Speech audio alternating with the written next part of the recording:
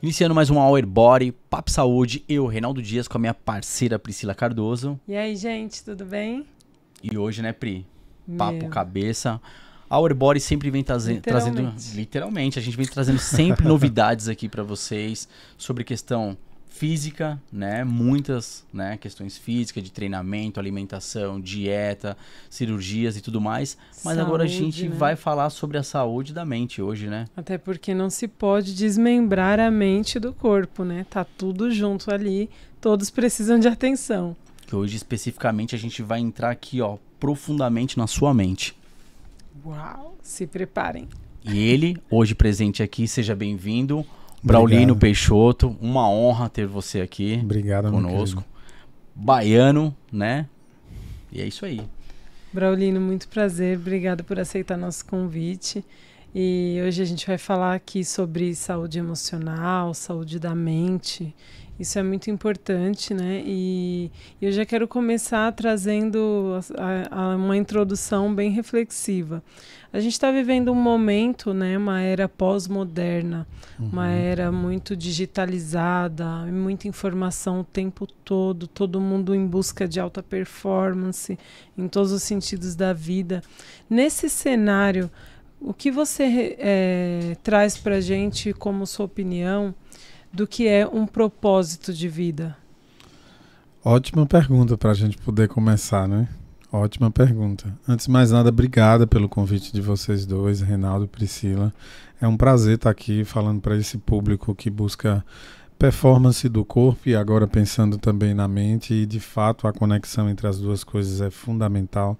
Na verdade, didaticamente fomos nós que dividimos, né, no passado para tentar entender melhor ali a fração de cada coisa, até que a gente amadureceu para entender que não dá para estudar uma coisa sem reverberar na outra, sem ter impacto na outra. Tanto o corpo contribui muito pela formação de construções elaboradas na mente, como as construções elaboradas da mente acabam influenciando o corpo em seus resultados. Pensando em propósito e contextualizando nessa era pós-moderna, fica claro para a gente que as pessoas estão buscando muitas formações no sentido de buscar coisas de benefícios imediatos. E aí fico me lembrando do movimento que o processo drogadito faz. O amor, quando ele é viciante, traz um benefício imediato. Quando a pessoa não está do seu lado, você sofre abstinência. Se você cheira uma carreira de cocaína, vem um benefício imediato e no outro dia você está na bad, tá? E as pessoas têm buscado também grandes eventos, né, grandes situações onde você tem um êxtase muito grande da ideia da auto-performance, mas muitas vezes não construíram a bússola. O que é que eu chamo de bússola? É onde você quer chegar. Como você quer se ver no seu futuro. Isso não está muito construído. Então, muitas vezes a pessoa fica naquela ideia de construir no presente uma sobrecarga de trabalho sem saber exatamente onde quer chegar. O propósito é a terceira força da inteligência, que a gente chama hoje de QS, que é a inteligência espiritual. E a primeira coisa que você precisa definir com muita criatividade, Reinaldo, é exatamente como você quer se ver no seu futuro e que tipo de situação você se vê que te traz realização ao ponto de você sentir o cheiro da felicidade, eu diria assim. Então o propósito é talvez uma das coisas mais sublimes que a gente possa imaginar em relação a se sentir presente na vida. E na verdade, para encontrarmos, a gente precisa ter tempo naquilo que eu chamaria de ócio criativo, que é a ideia de quando você acha que está desconectado do mundo inteiro aqui fora, você por uma fração de segundo se conecta com aquilo que há de mais puro dentro de você, da sua própria essência. Ali vem o estalo. E aí você talvez por uma fagulha sinta de fato o que verdadeiramente faz sentido para você. Naquela hora você toma decisões, você realinha o seu percurso no jogo da vida, você realinha a sua direção, e se aquilo fosse reafirmando com sensações agradáveis, de você se sentir pronto com a vida, de você sentir que você está realmente se reabastecendo com aquela experiência, você está muito próximo de encontrar o seu propósito. Obviamente não tem receita para isso, né? É um processo individualizado que a gente precisa falar dessa maneira para que o indivíduo vá buscar a sua própria experiência. Então, acho que assim dá pra gente começar o nosso podcast, já trazendo muitas reflexões aí. Nossa, só esse início aqui, só essa introdução já me fez assim, já me valeu um podcast. Agora vamos começar outro. Pronto, fechamos aqui, um abraço, recomeçando. Fazendo a emenda no que você falou, o Braulino Peixoto, ele é psicólogo de base, né, de formação de base, Sim. porém neuropsicólogo. Sim. Né? E aí agora a gente quer falar do seu propósito, que você está falando de propósito. Então, sim. Como você iniciou assim, eu quero entrar na psicologia, como é que foi essa imersão? Então, aí eu trago uma outra palavra que talvez tenha um contexto assim muito forte, que é o processo intuitivo. Aos 12 anos de idade, eu olhava para minha mãe e ela me dizia assim: às vezes eu tenho uma sensação que você tem vergonha até de dar bom dia às pessoas. Onde você está, que você sempre está muito guardado dentro de você? O que você está pensando? O que passa por essa cabecinha? Era mais ou menos isso. Eu não sei exatamente como começou essa virada de chave dentro de mim lá aos 12 anos de idade, mas eu morava na Chapada Diamantina, eu nasci aqui em São Caetano do Sul, em São Paulo, mas precisei voltar acompanhando meus pais muito cedo, então a primeira infância, a segunda infância foi vivida pela experiência nordestina e baiana de fato. Mas alguma coisa me chamava para buscar contextos no mundo. E uma certa feita, numa conversa entre amigos, eu sempre gostava de ouvir muitas pessoas assim que tinham uma experiência maior do que a minha. Parece que a minha cabeça me conectava mais com gerações que eram superiores às gerações que faziam parte do meu meio, assim. E aí eu comecei a achar bonito a ideia de ajudar pessoas a encontrar a felicidade. Depois isso foi elaborado de uma maneira mais tranquila e hoje eu chamo de devolver as pessoas ao caminho da felicidade. O fato é que aquela ideia não estava pronta nessa maneira, mas eu já sentia que era por aí que poderia me fazer bem. E aquilo foi me impulsionando cada vez mais. Então eu saí de casa aos 13 anos para estudar, porque onde morava não tinha uma infraestrutura que pudesse dar aquilo que eu desejava naquele momento, com 13 anos de idade. Não sei como é que minha mãe acreditou em mim, confiou nessa aposta, mas enfim, eu consegui vender a ideia para ela. E aí só foi um processo evolutivo nesse sentido, porque aos 13 anos de idade eu não queria ser médico, eu não sabia ainda claramente da existência da psicologia, não queria ser professor, advogado, não queria trabalhar na roça, ser agricultor, eu queria algo que envolvesse a alma humana. A espiritualidade, a experiência de que a gente tem uma máquina que é o nosso corpo e que dentro dessa máquina habita um software, um comando que faz tudo acontecer e que dá uma ideia que nos parece que esse comando está conectado com algo que é uma força matriz, uma força mãe, que a gente também não sabe exatamente onde está localizada. Então, a partir daquela ideia, ainda na adolescência eu fui elaborando isso cada vez mais, essa aproximação, primeiro com estudos voltados para a espiritualidade, a descoberta da psicologia em si e a escolha realmente de que a psicologia seria um caminho mais assertivo no sentido de ser uma ciência. Cogitei a possibilidade de uma carreira religiosa, sendo pastor, sendo padre, sendo ancião, sei lá o quê, mas enfim, estar aqui hoje com a escolha da psicologia me deixa muito alinhado com o meu propósito e realizado, porque tem um lado meu, que eu vou contar logo agora, que é muito pragmático, que quer ver as coisas, o passo a passo e por que elas acontecem.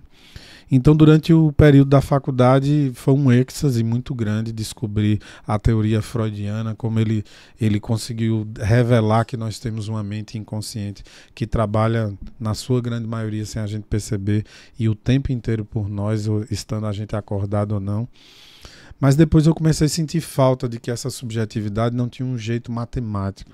E aí eu comecei a entender pela fisiologia que a resposta não estava na corrente sanguínea, não era um exame de sangue que ia determinar se você está deprimido ou não. E quando eu me deparei que o nosso cérebro funciona com atividade elétrica, aí tudo fez sentido. Porque eu olhava para aquele traçado da atividade elétrica cerebral e para mim aquilo era uma carta escrita pelo nosso cérebro tentando se comunicar, e a deficiência era nossa de não saber interpretar. E aí depois de um tempo eu descobri que na Holanda tinha um grupo de excelência na área de pesquisa e construção de equipamentos que estavam tentando decifrar os códigos elétricos que o cérebro produzia. E aí aquilo fez todo sentido para mim. E aí arrumei minhas malas e para lá eu fui conhecer essa lógica. Foi aí que tudo começou, a ideia da interpretação de códigos elétricos. Quando eu cheguei lá, eu descobri outra coisa fascinante. Descobri lá que esses códigos elétricos poderiam de fato guardar um marcador biológico, ou seja, um sinal que pudesse dar um diagnóstico, como um ultrassom dá um diagnóstico falando se o seu fígado está inflamado ou não, se você está com a distensão, se você está com isso ou aquilo pela imagem. O comportamento elétrico poderia definir de fato como um exame de que se você está deprimido ou não, ansioso, tem TDAH e por aí vai. A ciência está trabalhando nisso, a neurociência propriamente dita. Eu poderia dizer que os passos que a gente tem hoje que alcança a prática clínica são imagens borradas como aquela ultrassom de 10, 20, 30 anos atrás, mas que foi a mesma ultrassom que com a habilidade visual, naquele tempo o sujeito já conseguia definir sexo, se era menino ou menina, com a margem de erro muito pequena. Isso foi aprimorando. Hoje a gente já tem a ultrassom 4D que você consegue ver se o nariz parece mais com a mãe do que com o pai, por exemplo. A gente sabe que vamos chegar nesse nível. E isso não significa que devamos desvalorizar o que a gente já tem hoje. Porque comparado à ideia de você ir para uma consulta baseada em ensaio e erro, como você questionou aqui na nossa conversa antes de começar a gravar, baseado em sinais e sintomas ou ensaio e erro numa testagem medicamentosa, você poder ter uma ideia alinhada e acertar no alvo, isso é fantástico. Isso é fantástico. E vai melhorar muito. Essa semana a gente tem uma notícia que por uma força mental o sujeito consegue gravar pelos beats elétricos uma música de Pink Floyd inteira. Isso está aí divulgado no jornal o Globo. Homem consegue gerar a música de Pink Floyd através da atividade elétrica cerebral. Eu falo há mais de 10 anos que eu não sossego, não quero morrer antes que a atividade elétrica cerebral seja transformada em imagem e som. Peraí, então, vamos fazer a pergunta que não quer calar. Explica aqui pra gente e pro pessoal de casa o que é atividade elétrica mental e o que é o tratamento neuromodulador. Ah, perfeito. A partir da ideia, Priscila, de interpretação dos códigos elétricos cerebrais, a gente começou a construir banco de dados de pessoas saudáveis e de pessoas que estavam queixando, que estavam deprimidas, ansiosas e por aí vai. Começamos a separar em um grupo pessoas que queixavam da ansiedade, pessoas que queixavam da depressão, pessoas que se diziam bem e de bem com a vida e saudáveis. Começamos a perceber que tinha muita gente que falava de um quadro depressivo específico que se enquadrava em todos os marcadores comportamentais. Essas pessoas começavam a apresentar uma lentificação do osso lateral esquerdo, ou seja, uma lentificação na região temporal aqui, logo depois da testa, entre a testa e a orelha esquerda, um comportamento elétrico completamente diferente do que era esperado em pessoas que estavam no banco de dados de alguém que não estava se queixando de nenhum tipo de desconforto emocional. Isso foi evoluindo e o banco de dados crescendo cada vez mais e se percebendo que existia um comportamento elétrico específico para a depressão. Hoje a gente tem um marcador consolidado em diversas pesquisas de universidades de reconhecimento mundial como Harvard, onde a depressão tem um marcador biológico já guardado para ela. Evidenciado em pesquisa. E quando você cria isso, a primeira coisa que você vai pensar logo depois é como é que resolve. Não é a química, então, não é o remédio, não é uma intervenção cirúrgica que vai tratar. Então, assim, se a gente for parar para pensar, existem 3 fenômenos na natureza, e é bom falar disso porque a gente vai falar de alta performance no corpo e tem tudo a ver também. Quais são os 3 fenômenos da natureza que regulam a nossa saúde? Intervenções físicas. Então você está aqui caminhando, escorrega, bate a cabeça no chão e faz uma lesão, você teve uma intervenção física. Vai ter que tratar o inchaço, a lesão ou a fratura. Intervenção química, você está com dor de cabeça, toma um medicamento que foi descoberto. Imagine a época que se descobriu um analgésico, cara. Você com dor de cabeça, toma um comprimidinho, uma pílula de nada e 20 minutos você está se sentindo maravilhoso para sair correndo, trabalhando, fazendo o que você quiser. Isso foi incrível, fascinante. Fantástico, né? Fantástico, é mágico, tá? E por esse fator do boom, de como foi incrível a descoberta da manipulação de elementos químicos para gerar resultados no corpo e na mente, a gente se distraiu do terceiro e mais sutil elemento da natureza que autorregula o nosso corpo, que é a intervenção elétrica. Se você for parar para pensar, o nosso cérebro é uma verdadeira usina produtora de atividade elétrica que nos mantém vivo. E mais que isso, todo o sistema metabólico, desde a estrutura hormonal, a estrutura de neurotransmissores, toda a formação química, desde a hora que a gente mastiga uma maçã, que cai no nosso estômago, que é digerida pelo estômago, que é absorvida pelo nosso intestino, que o açúcar daquela pequena maçã caiu na nossa corrente sanguínea, 30% com prioridade vai para o cérebro e gera uma explosão elétrica cerebral. Ali você tem uma circuitaria completa, prioritária para nos manter vivos. E a última instância que pode ser medida, que está mais próxima das ideias, pensamento e emoção, é a atividade elétrica que seu cérebro produz. Produziu com boa qualidade, você vai ter pensamento bom, emoção boa, comportamento adequado. Atividade de baixa qualidade, pensamentos ruins, emoções ruins, comportamentos inadequados. Isso é matemático e é invariável. É uma regra que não muda.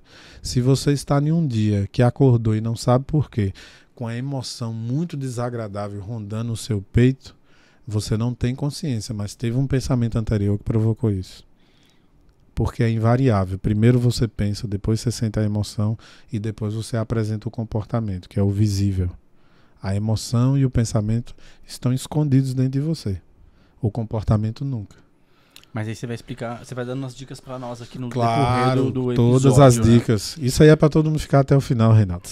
Não, até porque eu falar pra galera aqui, ó, gente, até o final, porque, ó, ansiedade, tristeza, depressão, relacionamentos, partes fisiológicas, a gente vai falar da questão de alimentação, a importância que causa no cérebro. Tem muita coisa aqui pra gente, né, hoje destrinchar, entrar nos papos profundos. Você falou muito na questão, né, de estudos e tudo mais. Como é que tá essa validação na medicina, né? Já médicos neurologistas estão trabalhando aqui no Brasil já? Sim, os grandes percussores desse trabalho, quando se fala de interpretação de códigos eletrocerebrais, são neuropsicólogos espalhados pelo mundo, com uma vanguarda muito forte do Brasil, por incrível que pareça. O problema é que os grandes estudiosos brasileiros não estão no Brasil por um motivo muito simples, né? O Brasil não financia pesquisa com robustez adequada. Os russos e os americanos, tá? Isso é um fato. Para você ter uma ideia, hoje o diretor do Hospital Escola de Harvard de eletroestimulação, neuromodulação, é um brasileiro, formado aqui em São Paulo, na PUC, tá? Então, assim, a neuromodulação é um trabalho multidisciplinar que começa a ter sua base pela neurociência, que faz um casamento, uma área de comum convívio entre psicólogos, médicos, nutricionistas, fisioterapeutas, fonoaudiólogos e por aí vai. É uma equipe múltipla, né? E não posso esquecer dos enfermeiros também, porque a habilidade da aplicação da técnica também já é liberada para o uso pelo enfermeiro. Perguntar um pouco sobre essa técnica. Acho que é legal, perfeito. Então, assim, o exemplo mais clássico, eu vou dar 2 exemplos, um de reabilitação e um de desenvolvimento de performance. O da performance tem tudo a ver com o programa de vocês, com o perfil, com a ideia do atleta da alta performance.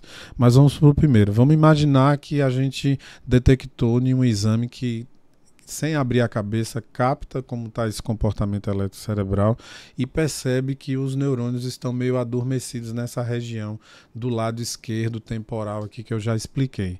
Então a primeira coisa que a gente faz é imaginar em um ponto específico aqui nessa área um eletrodo que vai despolarizar, que vai acordar esses neurônios.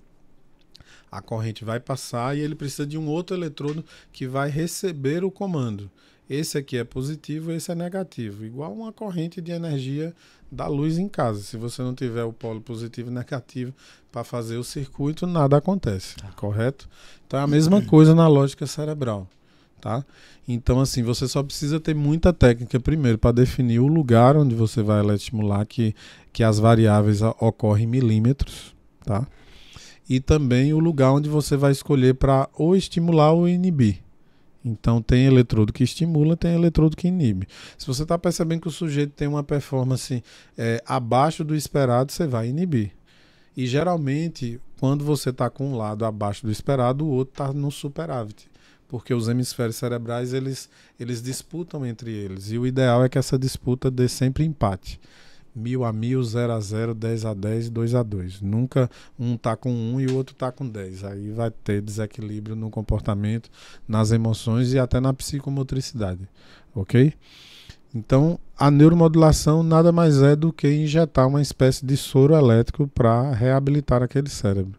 Numa frequência específica, por exemplo, em blocos de 10 em 10 sessões, qual é a diferença para o remédio? Porque como o código elétrico já é a força do próprio cérebro, então ele aprende com aquilo. Então você, por exemplo, faz 10 sessões eletroestimulando em uma determinada frequência ou despolarizando. Ele aprende a voltar a fazer aquilo e depois de um certo período ele faz sozinho.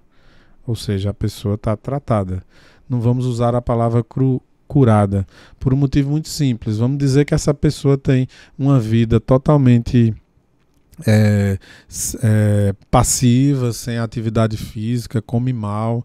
A gente já falou aqui que a comida ela é a base para a qualidade da atividade elétrica cerebral. Eu conheço muitas pessoas que eu dou o seguinte exemplo: cara, você nunca teve dimensão, mas o seu cérebro é uma Ferrari. Se você tivesse uma Ferrari aqui no mundo físico, você iria no primeiro posto abastecer com gasolina adulterada? Não, ótima né? analogia.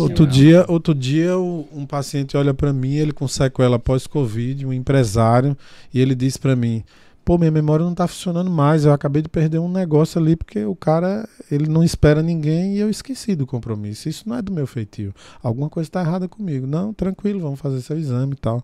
Fizemos tudo. Quando ele viu o pacote de investimento, não é essa coisa absurda de valores, tá? Ele disse assim: eu acho que eu fiquei bom, só de ver o preço. Eu digo, cuidado com as piadas. Por um motivo muito simples. Não há perspectiva nenhuma na neurociência de haver transplante cerebral. E se um dia houver, a primeira coisa que a neurociência vai ter que resolver é onde guardar o software, que é os seus pensamentos, sua emoção e principalmente sua personalidade, para saber se vai voltar para o seu ser e você se sentir você. Agora me diga uma coisa, que carro tu anda? Ah, tal carro, uma caminhonete tal. Vai lá no teu extrato e veja quanto tu gasta de seguro com tua caminhonete. Do jeito que você tá, talvez você não tenha competência nos próximos anos de dirigi-la. Não adianta você ter bens materiais aqui e não cuidar do seu maior patrimônio. Maior patrimônio. Não tem sentido. Eu chamo isso marcador econômico de referência em saúde. O sujeito quer ser econômico nos investimentos para a própria saúde quando ele está, sei lá, pagando um X de seguro de uma máquina que ele comprou. Está preocupado com qual performance, né? Não é Exato. A performance da saúde. Aí vamos passar para a neuromodulação da performance mesmo. Vamos pegar atletas, por exemplo. Essa região de uma orelha a orelha é uma região no cérebro considerada a região sensório-motora. É a região que tem a capacidade de absorver o que a gente sente em todos os sentidos e nos dá comandos motores para tudo, para balançar a cabeça, piscar os olhos, sentir a temperatura, regular o batimento cardíaco, movimentar um braço, correr, malhar, tudo está ali naquela região. Essa região ela tem uma característica muito específica e uma delas é a presença de neurônios espelho, que são neurônios que têm uma capacidade de observar, sentir a frequência de comportamentos repetitivos e fortalecê-los cada vez mais. Por isso que o treino faz com total sentido. Se você vai para a academia e numa programação de evolução, por exemplo, do treino, de frequências, de aumento de peso, ou do pace, principalmente, que são as atividades cardio, você vai fortalecendo um tipo de energia específica, uma frequência específica da atividade elétrica, que a gente chama frequência SMR, sensório-motora, que quanto mais forte ela tiver, mais equilibrado emocionalmente você fica. Ou seja, atividade física, principalmente a atividade cardio, é uma neuromodulação natural. A atividade de musculação é o maior exercício mental de quebra de persistência que se conhece no mundo. Então, se você me perguntar, entre a atividade física, a performance física, seja estourando os seus limites numa meia maratona, numa maratona, se transformando num bodybuilder, fazendo processos onde mentalmente você precisa estar extremamente preparado para fazer seu corpo chegar no máximo que ele pode, se isso é uma alternativa superior à medicação ou a qualquer outra tecnologia que a neurociência criou, eu vou lhe dizer que sim. Então, a possibilidade da cura da ansiedade, da depressão, do TDAH está mais próximo da atividade física programada, estratégica e inteligente do que o uso de qualquer tratamento que já se tenha construído. Ou seja, a solução está dentro de nós. Sempre teve. Nós somos uma espécie que fomos feitos para performance, para correr, para ser forte, para movimentar, para ter articulação no ombro. Pouco treino, as pessoas fazem isso. Nossos ombros precisam ser fortes, porque a ideia dele é dar um giro de 360 graus e suportar o nosso corpo. Eu vejo vários sujeitos que malham muito, mas não suportam o próprio corpo no seu próprio ombro. Quer ver uma coisa que acontece muito no sujeito que malha muito, inclusive no bodybuilder? Aquele sujeito que gosta de dormir de barriga para baixo, ele começa a crescer muito próximo da prova e ele começa a ter muita dor articular nos ombros, porque ele não está conseguindo absorver bem os posicionamentos da articulação dos ombros. Isso reverbera no cérebro. E o cérebro começa a criar um mecanismo de controle para você ficar mais protegido. Então, assim, ele não consegue entregar a tua performance inteira porque ele está entendendo que ali tem uma fragilidade e ele percebe antes que você está no risco de lesionar. Importantíssimo. Caramba, então... Isso é um nível do inconsciente. Quer ver? Eu vou te falar um outro exemplo que é show de bola. O sujeito está no MMA, no meio de uma luta, como o Anderson Silva aconteceu com ele, e ele dá um chute e quebra a perna. A recuperação não é só da estrutura muscular. Desenvolve-se um mecanismo inconsciente onde ele vai ficar como se fosse um marcador traumático para ele adquirir a confiança de chutar na mesma potência e velocidade e confiar de novo que a perna não vai quebrar. É um processo que ele precisa reprogramar mentalmente, na mente inconsciente, através de uma intervenção que a consciência dele negocie. Senão não vai. Porque é prudente, na nossa programação biológica, manter a nossa integridade física.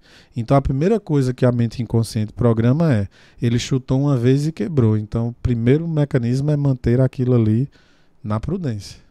Porque não entende que ele quer voltar para a performance e por aí vai.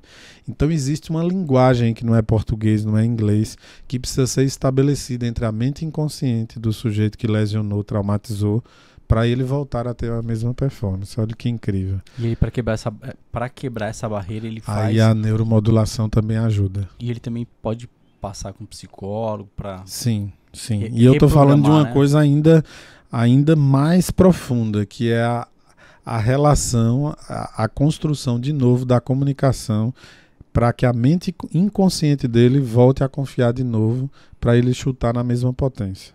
Consegue entender? Já que ele chutou um dia com potência e quebrou. Percebe? Certo.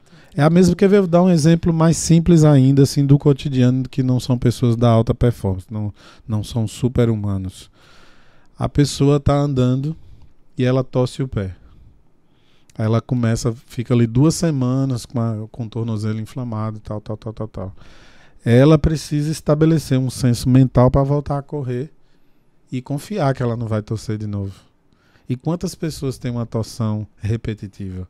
Não é só por conta de que está pisando de forma inadequada, que é uma coisa fantástica que a fisioterapia faz. Mas quando você junta essa intervenção da fisioterapia como uma tomada de consciência e uma programação mental, você reorganiza o corpo, inclusive em termos de alinhamento. Porque a primeira coisa que psicologicamente o sujeito começa a ter é um desalinhamento, porque ele vai sobrecarregar a perna que teoricamente está melhor. Olha que louco. É isso mesmo. A gente conversou nos bastidores, só para fazer uma analogia no que você está falando. Vou falar um pouquinho do meu caso. Na minha preparação de 2014, eu rompi o bíceps femoral. Tive, não um rompimento completo, né? Tive uma lesão muscular, que eu fiz a ressonância parcial, teve a hemorragia e tudo mais na musculatura. Mas durante esse processo, o meu médico na época, ele falou, não, você não vai competir, acabou a competição para você. E aí eu procurei um ortopedista, fiz a infiltração, comecei a fazer fisioterapia com a equipe lá da academia e não parei minha preparação e voltei no médico depois de 3 meses. Falei, tô aqui. Ele falou, que loucura. Eu falei, não, mesmo assim eu continuei a minha preparação e me consagrei campeão. Ok. 2016, eu sofri um acidente de moto numa outra preparação. Acho que a Rafa lembra, né, Rafa?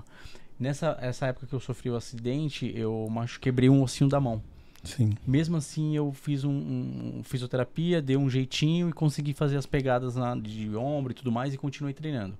Fui para os Estados Unidos competir novamente, me consagrei.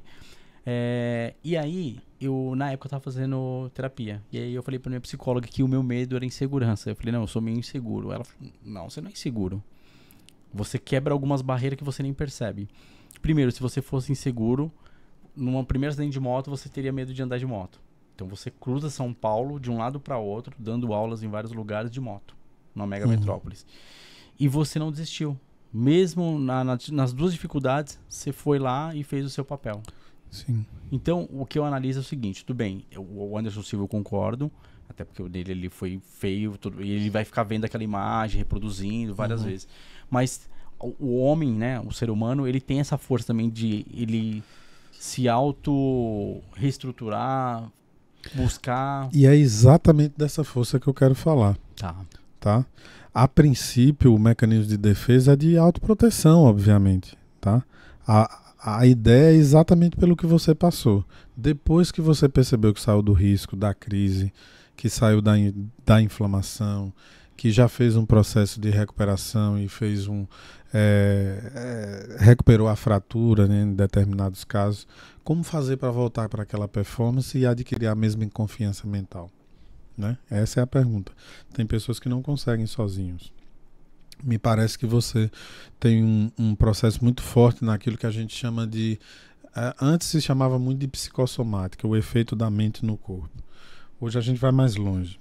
A gente fala de psiconeuroimunologia, que é a capacidade da mente intervir no corpo de uma forma tão profunda ao ponto de mudar as estruturas até celulares. Tá? E aí vem o grande detalhe, isso pode ser por bem, pode ser por mal. A criação do câncer, como a cura do câncer, pode ser psiconeuroimunológica, obviamente com todo o suporte e aparato médico para curar, mas também pode ter sido a origem. Por exemplo, eu costumo dizer nos meus podcasts que fico tentando, é uma curiosidade minha de colocar na mesa para que as universidades fizessem uma pesquisa para tentar entender qual é o percentual de mulheres que passaram por frustrações afetivas e desenvolveram câncer de mama. Porque na minha pesquisa off-label, dentro de consultório, todas as minhas pacientes que vão para buscar suporte psicológico, encarando ou porque superou o câncer de mama, elas têm um registro afetivo mal resolvido. Um registro das relações afetivas que foi mal resolvido. E simbolicamente a gente sabe que as nossas emoções elas são originadas no cérebro, mas existe uma conexão muito forte nessa história de peito, né, de coração, pulmão e cérebro que trabalham junto, que são 3 órgãos vitais, que é inegável a gente entender que há uma conexão ao ponto da gente sentir as emoções reverberando muito mais do peito para a cabeça, da cabeça para o peito, do que de outra coisa. Então, se eu pudesse falar agora aqui como um achismo, eu diria, né, isso é extracientífico, eu diria que a intuição fala que as elaborações dos lixos mentais primeiro acontecem no peito, né? A gente, quando está angustiado, quando está magoado, é aqui que engancha. É o nó na garganta, é a dificuldade de respirar e o coração apertado, né? As mamães que estão me ouvindo aí, quando vê que ela não tem mais controle de dar limite a um filho que fez 18, 20 anos, que sai pelo mundo afora sem um plano, sem um projeto real de vida, ela fica em casa se sentindo impotente, com o coração apertado. E como administrar essas emoções, né? Então é sobre isso que a gente precisa falar. Achei fantástico, porque é muito profundo aqui, né? O papo tá bem bacana. Eu tenho mil coisas passando na cabeça pra gente falar, pra gente discutir. Eu vou pra uma pergunta aqui, tá? Já que a gente tá falando dessa questão de emoção, como explicar as emoções que são geradas pelo cérebro? Perfeito. Perfeito. As emoções, a primeira coisa que eu gostaria de dizer para todo mundo que nos assiste agora é que não existe emoção nem ruim nem boa. Todas as emoções são geradas com o objetivo de nos manter como se fosse um balizamento. São luzes na pista do avião avisando para onde é que ele tem que percorrer. Se você inclina demais para a esquerda, vai ter lá uma iluminação lhe avisando que volte para o seu direcionamento, e assim para a direita também. Então, quando a gente pensa em emoções que, do senso comum, a gente considera emoções negativas, raiva, mágoa e por aí vai, quando a gente pensa em emoções consideradas boas, sensação de paz, felicidade, bem-estar, alegria, acolhimento, que a gente considera boas, em determinadas óticas de se pensar, isso a psicologia apresenta muito bem, a gente começa a ver outras coisas, Priscila, como por exemplo, são as emoções que na nossa sociedade são consideradas ruins, que são as mobilizadoras, que faz a gente sair da zona de conforto, que de confortável não tem nada, Reinaldo. A zona de conforto é tão simplesmente um lugar familiar. E o primeiro inquilino da zona de conforto sempre chamou e sempre chamará fracasso. Se você quiser ser vizinho do fracasso, se mantenha na zona de conforto a vida toda. Eu quando eu fiz terapia uma época, todo mundo passa, né, momentos difíceis na vida, e aí ela perguntou e falou pra mim, como é que foi esse ano? Eu falei, foi um dos piores anos. Ela olhou pra mim assim, me conta, resume. Eu contei a minha história. E aí no final ela falou, não, foi o melhor ano da sua vida. Porque ela falou na questão das emoções. Você saiu da zona de conforto. Este ano você evoluiu mais de 10 anos mentalmente. Você construiu um cara forte, blindado. É isso. Sim. Dói, né? Sair da zona de conforto. Muito. É que assim, a zona principalmente quando a gente não é treinado quando é criança. Exatamente, né? Quando a gente não tem um mentor, né? Mas assim, a zona de conforto é um conforto muito ilusório, né? Sim. Você fica ali se autoprotegendo muitas vezes de coisas que seriam boas para você, né? Se eu pudesse, Priscila, assim, se eu pudesse criar um manual em poucas regras. Um e-book. Tipo isso, em poucas regras para entender como dar certo na vida. Primeira regra, a vida é um jogo. Quem não aceita a vida como um jogo, sempre vai ter muitas dificuldades. Segunda regra, você sofre porque não aceita a vida como ela é. A vida não muda porque é um jogo, porque você não aceita. Porque você quer ser mais romântica, por exemplo. A vida não muda. Terceira regra, estamos num mundo imperfeito de pessoas imperfeitas. Portanto, a vida como um jogo faz dela uma vida injusta. E isso faz com que a vida não vale a pena ser vivida? Não. Basta você ter uma base de construir, ser uma pessoa mais safa. Ter malícia. Ter malícia não é ter maldade. Ter malícia é saber onde está o mal. Depois você escolhe se aproxima ou não. Então, assim, a gente não estrutura as nossas crianças para essa base, que é uma escola da vida. Desde que o mundo é mundo, a gente sabe que o ser humano é perene.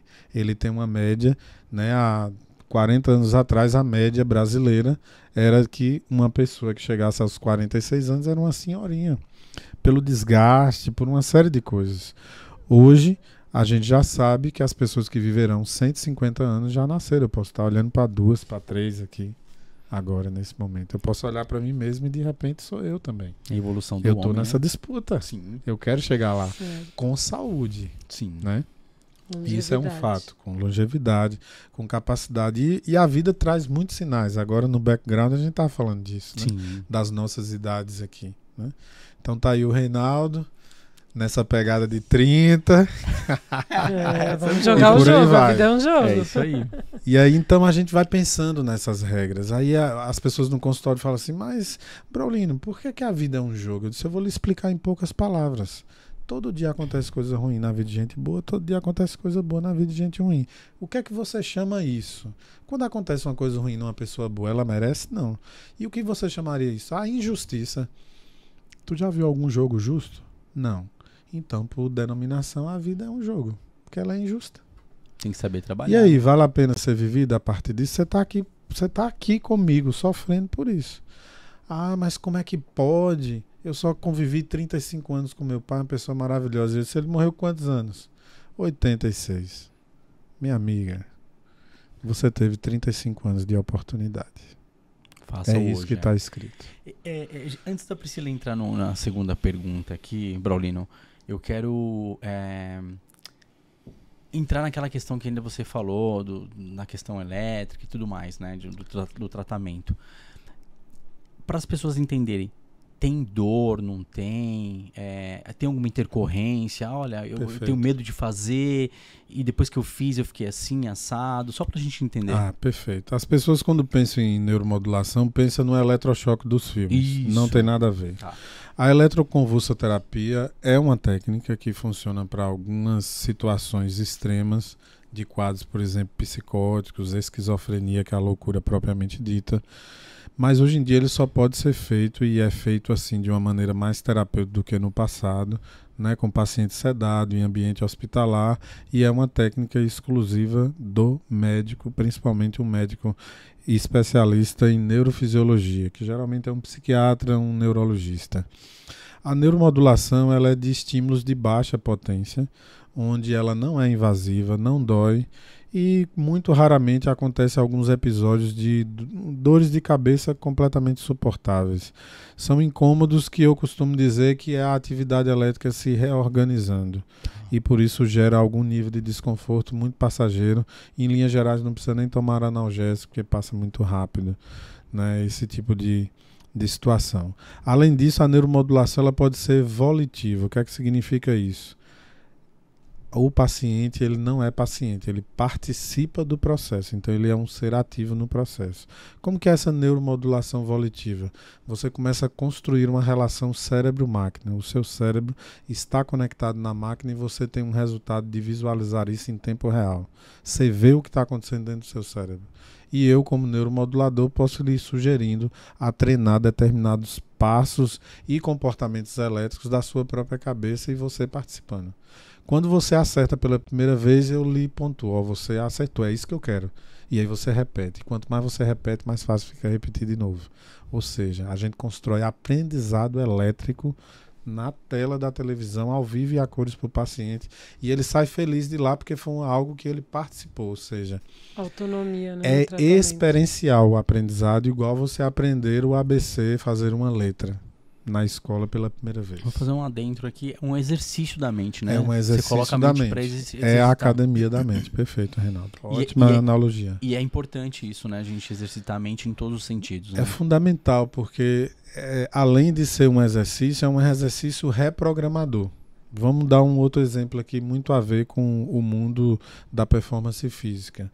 O sujeito tem 2, 3 marcadores genéticos na família, em que ele tem vários parentes, e ele mesmo tem um marcador genético, que ele tem tendência a ficar obeso. Mas na epigenética ele se inspirou com pessoas que ele acredita, e ele decidiu ser trincado. Então ele vai para aquela performance e vai fazer o máximo. Talvez ele tenha que, de repente, aumentar o treino, diminuir, ser mais estratégico para alcançar o objetivo. Mas ele alcança ou não? Alcança. Porque ele decidiu. O que você será na vida é uma tomada de decisão tua. A gente tem infinitas possibilidades todos os dias de alterar a realidade diária. A pergunta é, quem vai suportar vencer a força contrária? Olha como isso é importante. como é na academia, para um grande sonho, existirá sempre uma força contrária inversamente proporcional. Se você pensa pequeno, a força contrária é do tamanho.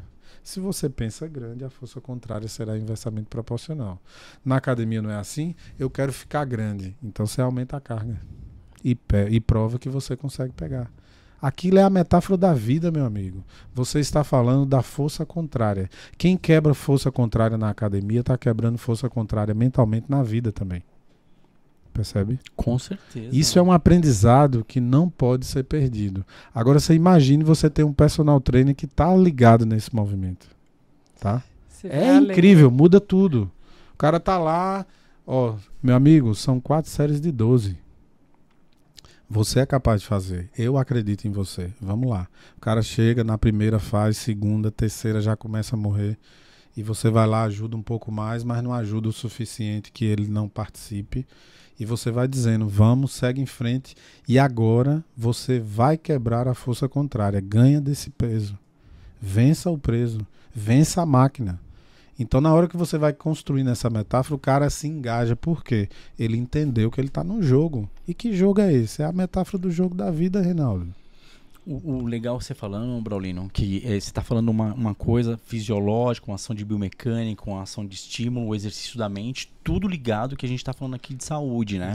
Exato. Que é o bacana, que é quando você rompe fibra, tem produção de aminoácido, isso daí vai desenvolver a questão também cerebral. Então, é uma série de fatores. Essa é um fundamento lógico do que acontece fisiologicamente no nosso corpo com a energia da mente. Ponto. E ainda com estímulo externo, que é um professor, um personal que consegue identificar isso daí. Sim. E agora fazendo uma analogia de vida para um todo, né? Quando a gente fala assim, um exemplo. Se você se determinar, se projetar, que você falou de projeção, né? E de ter um propósito, você consegue atingir seu objetivo. Qualquer ser humano, né? Só querer.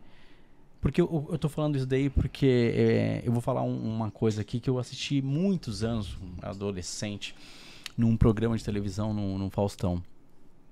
Eu lembro quando o Harmonia do Samba, na época, ele ganhou o disco de ouro, o primeiro disco de ouro.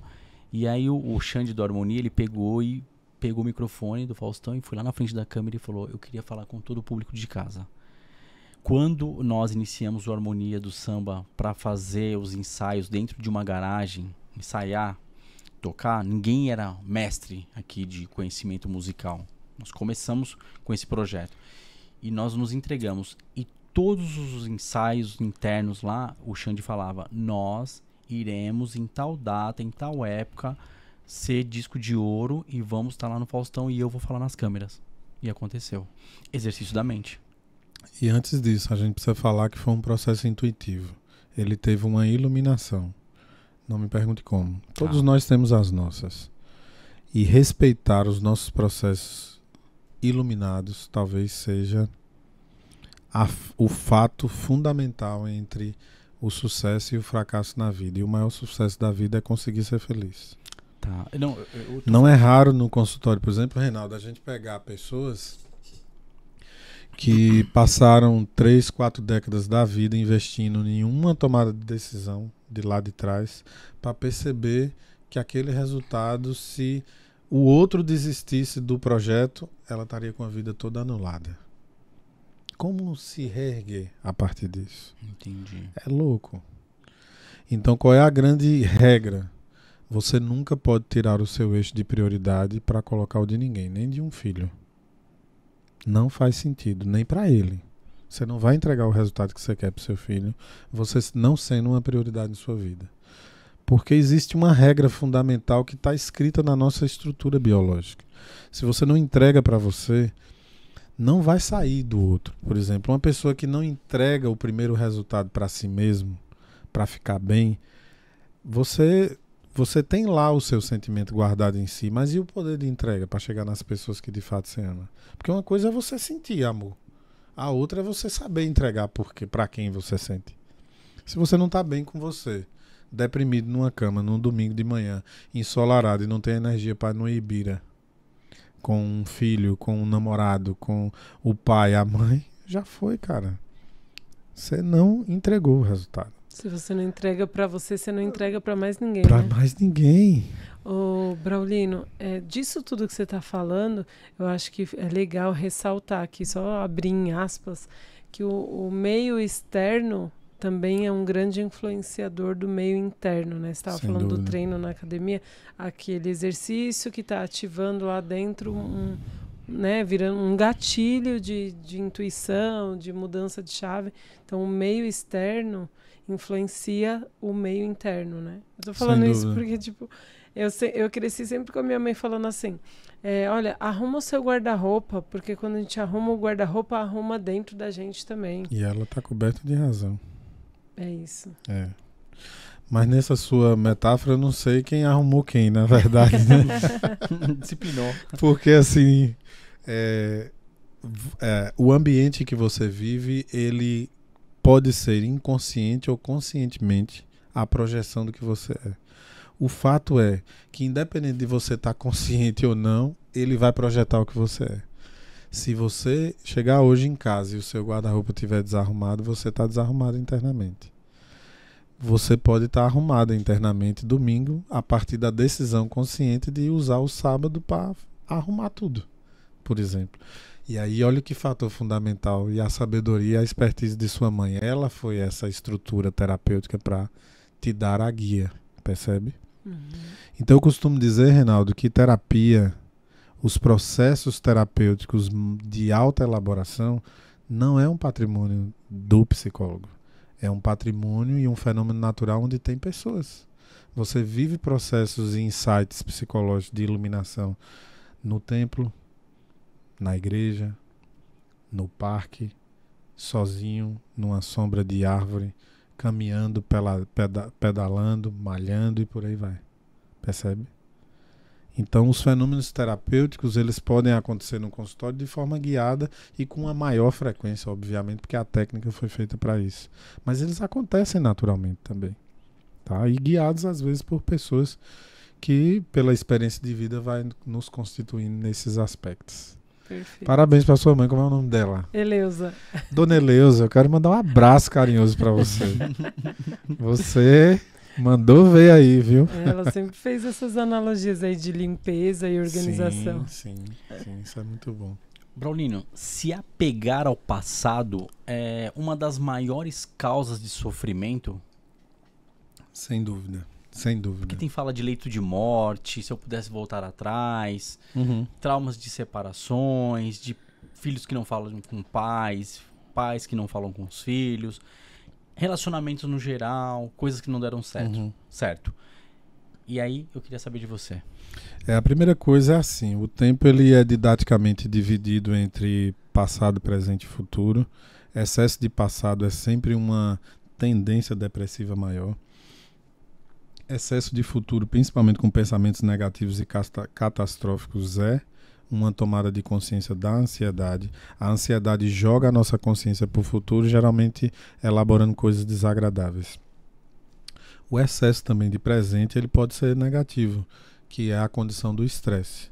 O sujeito está o tempo todo no presente, executando, até que ele esgota a bateria. Porque de tanto executar, ele esqueceu das outras áreas.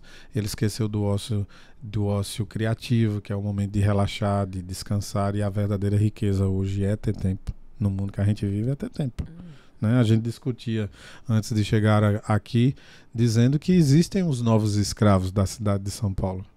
O sujeito que acorda, trabalha, chega em casa, toma um banho, dorme de novo e acorda para trabalhar de novo.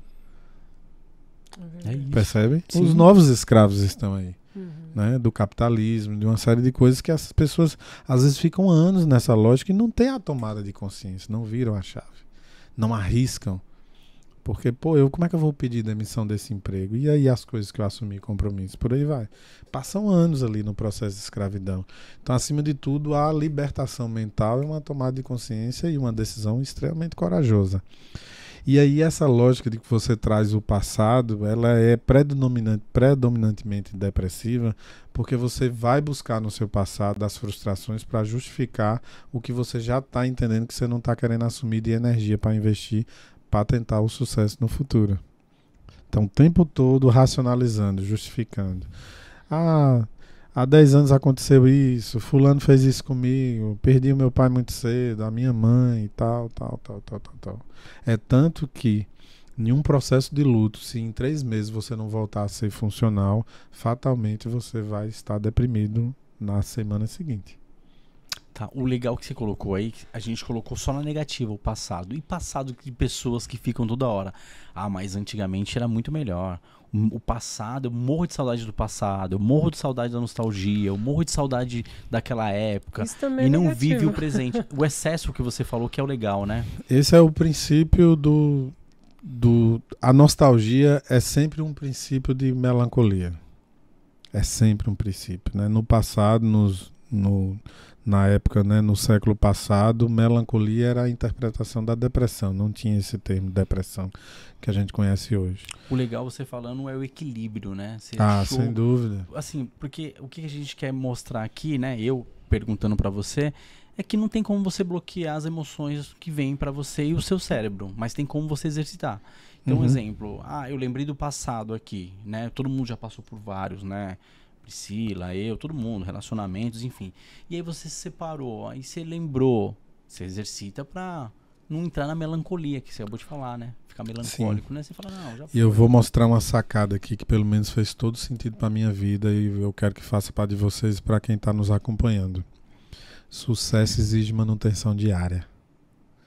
Quando você busca no passado os teus fracassos, você já tá abrindo mão do exercício, do trabalho de dar manutenção a fazer sucesso. Porque o sucesso começa a te incomodar a partir do momento que tu decide fazer sucesso. No dia que você decidiu a chegar na Califórnia e conquistar o seu título de campeão, aquilo começou a te incomodar na mesma hora. Você tinha que fazer algo para resolver, para chegar lá, à altura. Concorda ou não? Concordo. E você não teve que fazer uma manutenção diária? Sim. Quantas vezes você olhou para uma bolacha creme crack ou uma comida e na hora de pegar você diz, não, tem a Califórnia e tem os Estados Unidos. Era isso. Percebe? Manutenção diária. É por isso que a gente está vendo esse processo todo nas redes sociais e eu acho que a gente vai tocar em um tema muito sensível, mas ao mesmo tempo necessário. O sujeito tem uma escalada gigante, né, que nem ele domina. Ele não sabe porque ele tem 1 milhão de seguidores e tem hoje 1 milhão de patrocínio de alguém que vê os stories dele por aí vai. Ele não sabe como é que ele subiu a montanha. Ele não sabe se ele usou corda, ele não sabe se ele caiu de paraquedas dormindo lá e quando ele acordou ele estava no pico da montanha. E quanto mais você sobe o pico da montanha, que é a metáfora da evolução, inclusive espiritual na vida, você precisa subir da base até o ápice para ganhar justamente robustez. Pelo mesmo motivo, Reinaldo, que a gente não corta o casulo de uma borboleta e deixa ela botar força para ela ter energia para sair dali. Que aquilo é o treino para ter asas fortes para aguentar os ventos. Então hoje a gente vê uma sociedade que você simplesmente cai de paraquedas literalmente no topo da montanha quando você não tem robustez nenhuma e nenhuma estrutura psicológica para suportar o assédio das pessoas, a tentativa de roubar a tua energia como uma pessoa admirável que na calada da noite, quando você está sozinho em seu quarto, você não sabe nem porquê. Você não sabe nem o que é que elas estão procurando em você. Olha que angústia isso não deve ser. Por isso que as pessoas estão querendo sair da vida. Porque elas não querem tirar a própria vida. Ela quer tirar a angústia dessa interrogação que consome ela diariamente. Saca? Saquei. É louco. Tem que ter base, é isso aí. Ou a gente trabalha isso na formação, ou não vai. E o que é que as redes sociais fazem? Elas aceleram processos que há 20 anos atrás você precisaria de 20 anos para alcançar. E elas aceleram muitas vezes numa velocidade tão grande que uma pessoa dorme com uma coisa despretensiosa que ele fez, um Reels, por exemplo, e quando ela acorda, milhões de chamadas dos amigos e de pessoas que ele nunca viu na vida, demandando coisas a ele, que fazem ter a ilusão de que ele é um super-herói, uma super pessoa. E ela acredita naquilo a princípio, porque é um benefício imediato, é extasiante, é gostoso de se viver. Mas depois você começa a cair a ficha e se perguntar, mas o que é mesmo que elas veem em mim que tá tão gostoso assim que eu não tô conseguindo curtir em mim mesmo? É louco. É louco. Você chega. Da paranoia. Você está vendo, você chega na frente do espelho. E aí, espelho meu? O que é de tão bom que eu tenho que todo mundo agora quer? Ser eu. Tipo isso. Imagine, cara. Sim. Não, e é legal você ter falado isso daí, Braulio, porque a gente pegou, Braulino, uma febre, né, de pessoas que hoje vai nas redes sociais e relatam, né, de celebridades que estão tendo esse problema, né? Depressão, angústia, vícios, né? Então, já entrando nesse tema, vamos fazer essa outra pergunta, né, Pri? Que explica pra nós, tristeza e depressão, as diferenças. Ah, né? Perfeito. Que é bacana. A tristeza é um fenômeno natural, inclusive tem elaborações mentais que a gente só consegue construir pela tristeza. A tristeza é mais um dos sentimentos mal interpretados pelo senso comum. Porque tem coisas na vida que você só se mobiliza se você estiver triste. E mais do que isso, a tristeza também é estruturante de pegadas do que você não quer mais que se repita no seu futuro. Certo. Beleza? Então é um sentimento natural com um motivo óbvio, claro e consciente. Você sabe por que você está triste. Você perdeu alguém, você acabou um relacionamento, você teve uma dificuldade em uma prova que você estudou muito e por um motivo extra que você não dominava, só descobriu na hora da prova. E aí você não conseguiu produzir, mesmo sabendo que você detinha aquele conhecimento. É natural você ficar triste. A depressão é um sentimento constante, diário, de vazio e aprofundamento de uma falta de sentido na vida que você não sabe de onde vem. Olha como é profundo. A depressão, ela tira a vontade de tudo que um dia fez sentido para você. A depressão é capaz de romper drasticamente, gradativamente e silenciosamente todos os seus vínculos afetivos. É por isso que eu não acredito em suicídio. Porque a palavra suicídio, vai dando uns cliques aí, viu? Para não derrubar a nossa audiência. A palavra de tirar a própria vida, ela vem com a ideia como se a pessoa fosse responsável. Nunca é. Uma pessoa que tira a própria vida, ela já perdeu seus vínculos afetivos há muito tempo e ela não quer tirar a vida, ela quer tirar a angústia que ninguém conseguiu dar uma resposta viável para ela, para continuar vivendo. Você está preso na sua própria vida, no seu próprio corpo, num formato que eu chamo de isopor, que é não sentir nem mais como é agradável o cheiro de um filho, o cheiro de alguém que você ama, a sensação de estar contemplando a imagem e o lugar que você sempre gostou de estar e que sempre gostou de como você se sente lá. É terrível. É terrível. Viver o formato existencial isopor aqui dentro da mente, meu amigo, é enlouquecedor. Ou seja, a depressão é o fundo do poço, né? Sim, exatamente. Ela nunca começa grave nesse nível, ela é gradativa. Gradativa. Tá? E tem pessoas que montam uma estratégia silenciosa porque percebe que ir para o exagero vai ter alguém que interrompe. Tem pessoas que começam a trabalhar a sua própria inteligência a favor da desconexão com a vida. Então eu chamo isso de suicídio lento. É o sujeito que começa a entrar num processo de obesidade compulsiva consciente. Ele sabe que aquilo vai fazer mal. É o sujeito que exagera na droga, na bebida, no excesso de velocidade no carro, no arriscar-se na vida uma série de coisas, porque se acontecer, aconteceu, ele está pronto para aquilo. Porque ele vive uma angústia interna que só ele sabe. E ele não se sente acolhido por alguém que consiga entender aquilo que nem ele mesmo sabe mais explicar. Então ela vai envolvendo você e, acima de tudo, se você está em casa e está percebendo que você está perdendo o sentido de coisas que sempre fez para você, e aí eu vou metaforizar, se você está achando que minimamente você está com a sensação de formato isopor, abraçando pessoas que você sempre amou, familiares mesmo, de casa, mãe, pai, irmãos, e aquilo não está fazendo mais sentido, você não está conseguindo sentir o vínculo, fica atento. Ela pode estar ali rondando. Olha só. Braulino, e se hoje uma pessoa olhar para você e te perguntar se a depressão é uma doença mental ou da alma, você conseguiria responder de que forma pra gente? A depressão é uma instância viva, que ela não consegue ser contextualizada tão simplesmente só no mundo material e nem só no mundo espiritual, onde a alma habita, por assim dizer. E por isso eu chamo ela de instância viva. Mas tecnicamente é super importante entender que existe depressão orgânica. Por exemplo, a depressão pós-parto vivida pelas mulheres é uma depressão orgânica.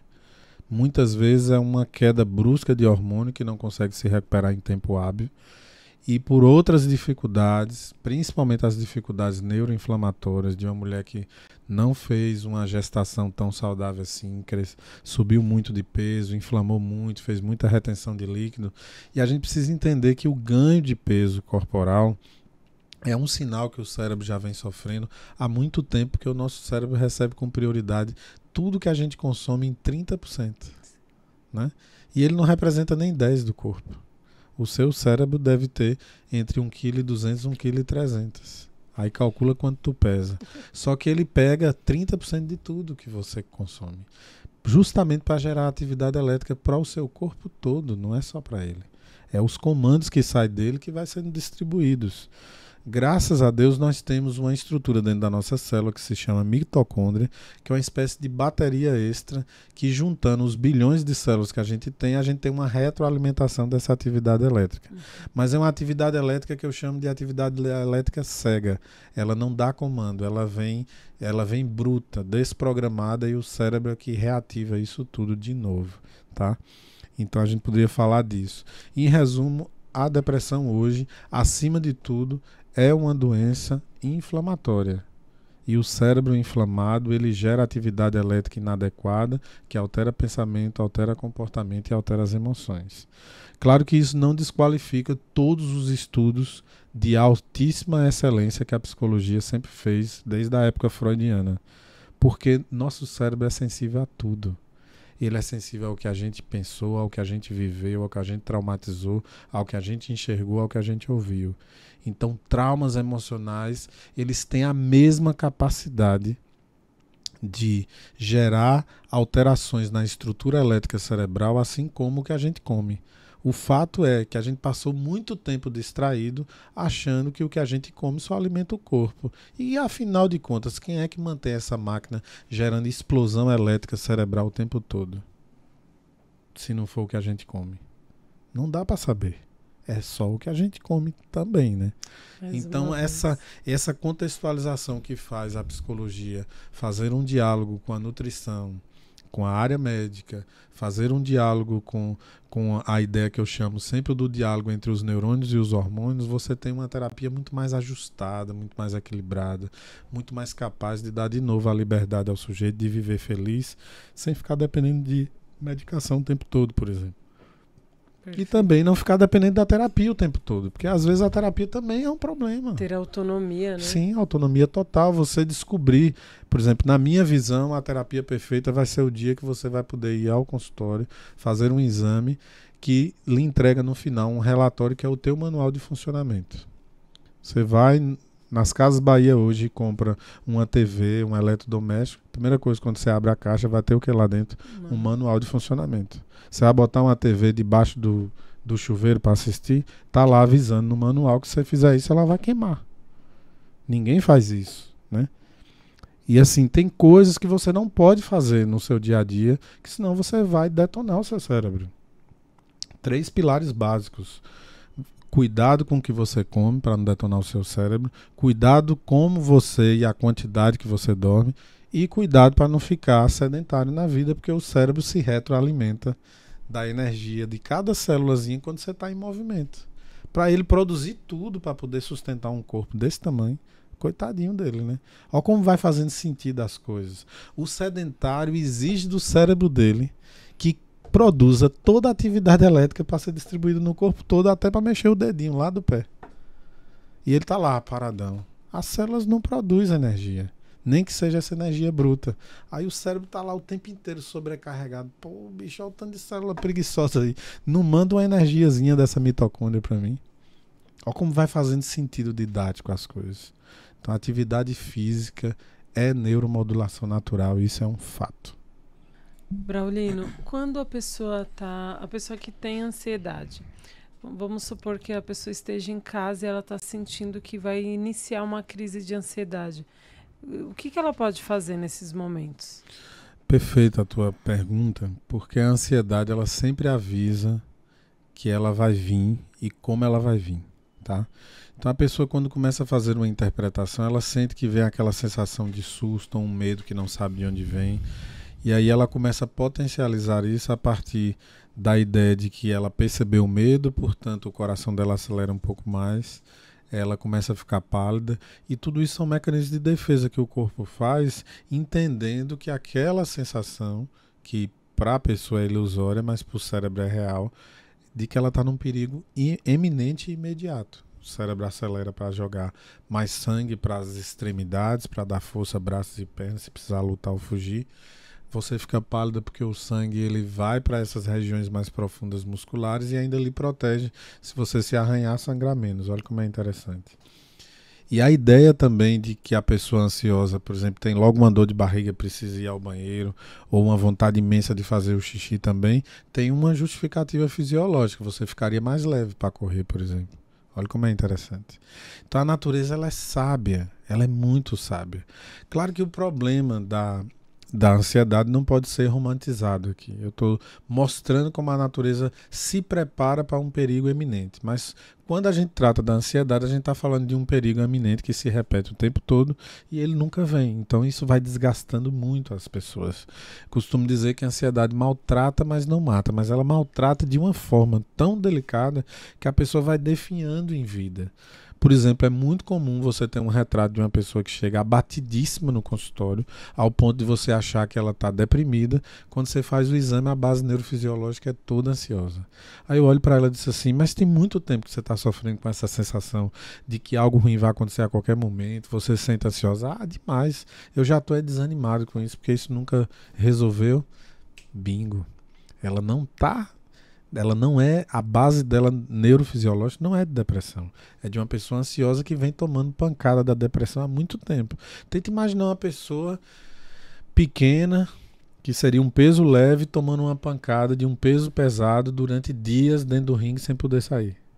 A sensação que o ansioso tem nas crises frequentes é exatamente essa.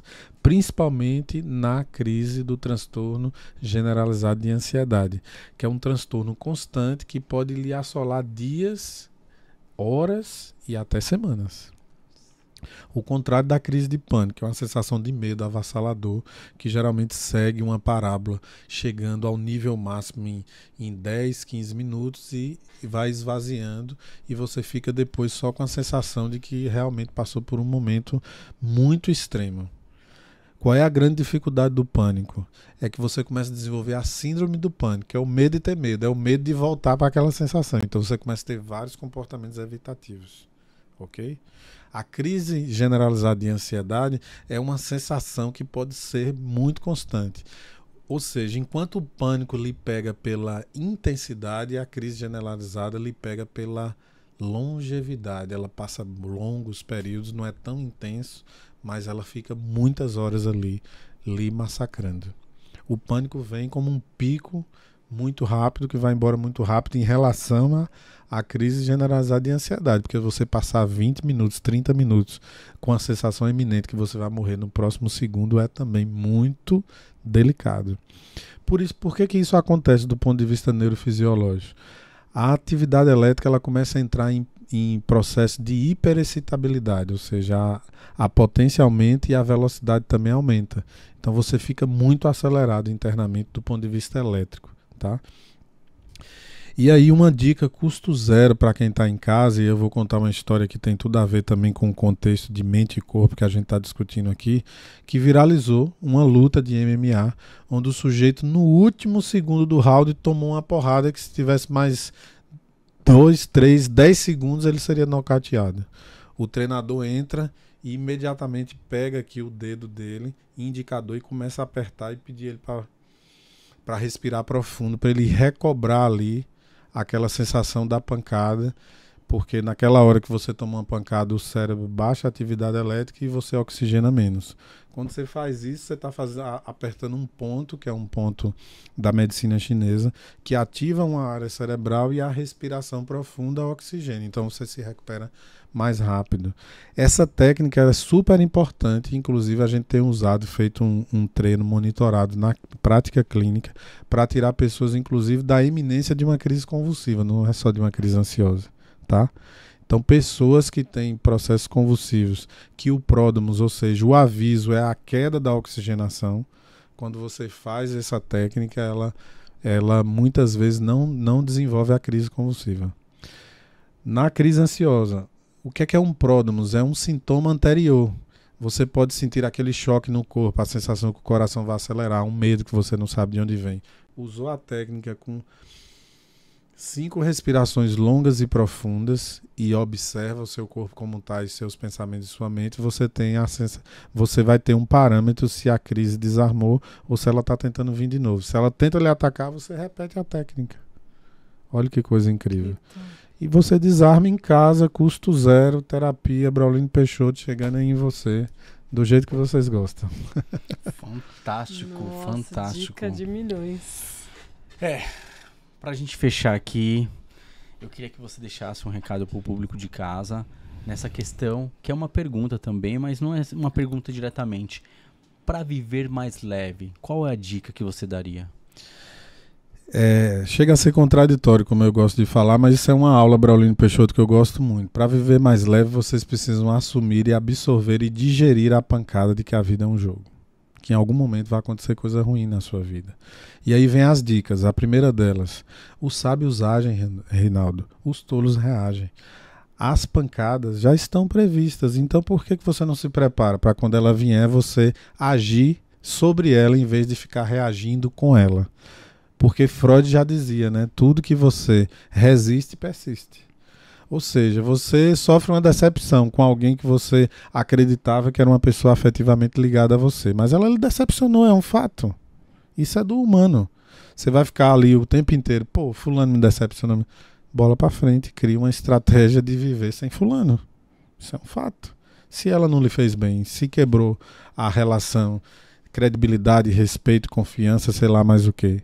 Então os sábios agem, os tolos reagem. Ficar reagindo lhe deixa patinando na lama.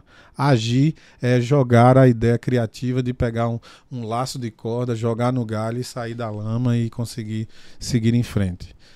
Última dica para hoje. A gente começa a evoluir onde a gente está e com o que a gente tem. O que detona hoje o processo criativo humano e a sensação de orgulho das suas próprias conquistas é a comparação. Você pode estar numa moto no trânsito de São Paulo e ver o sujeito passar com a Ferrari. O sujeito da Ferrari pode estar passando por você sem nem saber que você existe, olhando o helicóptero que voa sobre ele. O cara da moto está desejando a Ferrari, o cara da Ferrari está desejando um helicóptero. E aí?